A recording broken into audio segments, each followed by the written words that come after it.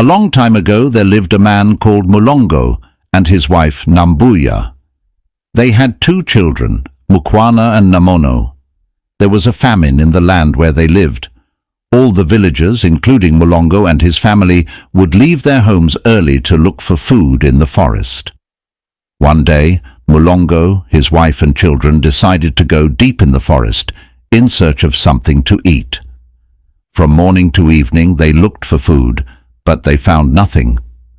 Nambuya urged her husband to go further into the forest. Mulongo led the way as Nambuya and the 2 children followed. Suddenly, Mulongo saw a beautiful banana plantation.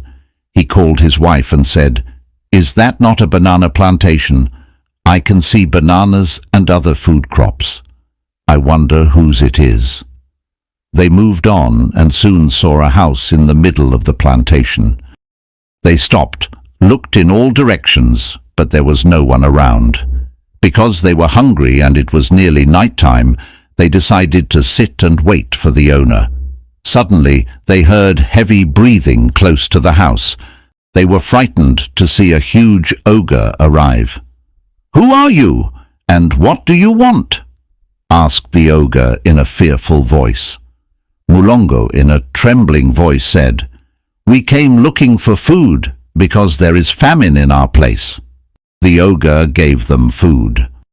For several days the ogre allowed Mulongo and his family to eat his crops without asking for anything in return. One morning, however, the ogre said to Nambuya, "I want you to cook your son for me to eat when I come back this evening." When the ogre had gone, Mulongo went into the bush and killed some small animals, which he asked his wife to cook for the ogre. Meanwhile, he asked Mukwana to climb up a leafy mango tree and hide. In the evening, the ogre returned and asked, "Have you cooked Mukwana for me?" Mulongo's wife answered, "Yes." She gave the ogre the meat, and he greedily ate everything. Then he said, "Tomorrow you cook your daughter." The following morning, Mulongo and his wife did as they had done on the first day. Namono was hidden up the mango tree. When the ogre returned, he said, "Did you cook, Namono?" Again, Nambuya told the ogre that she had done so. After eating, the ogre instructed Nambuya to cook her husband Mulongo the next day.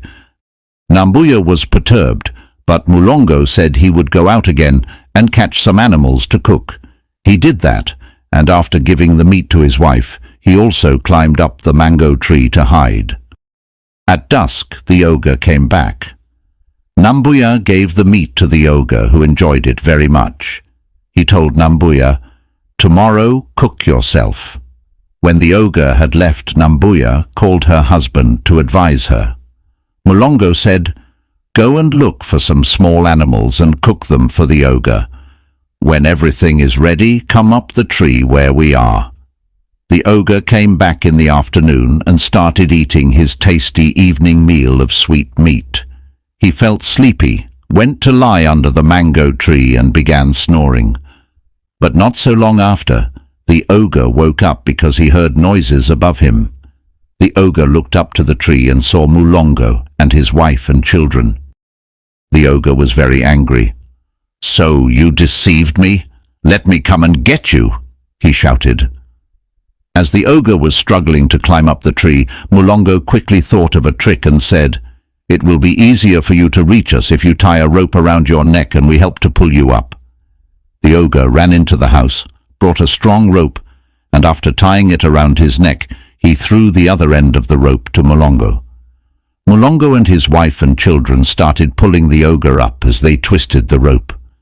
The rope soon tightened around the ogre's neck until he could not breathe and died. Mulongo and his family came down the tree and took over the ogre's house and property.